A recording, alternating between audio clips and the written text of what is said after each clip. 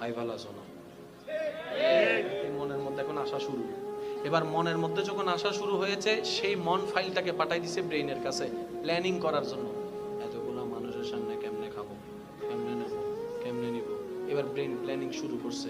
কিভাবে brain planning করতেছে? 11:25 হুজুর যখন উঠে যাবে, এই মুহূর্তে সবাই যখন দেখা করবে, এই সুযোগে আমি কামটা করে ফেলবো।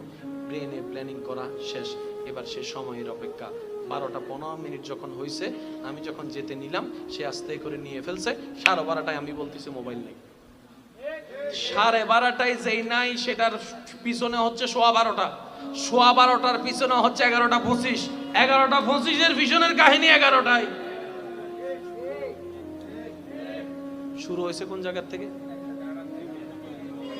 প্রথমে কি পড়ছে সেটা বলেন না। চোখটা যদি কন্ট্রোল করে ফেলতে পারতো, মনে আর আসতো না। এবার হইলে ওনারা বুঝিবেন, আল্লাহর আর মা বইনের কলরে ফর্দা করতে হই না, আর একখান আস্তে করে হন না হই না।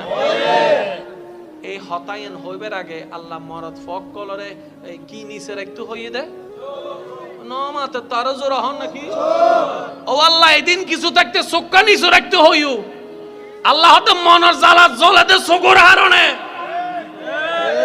চোখ যদি কন্ট্রোল করতে পারো, মন অটোমেটিক কন্ট্রোল।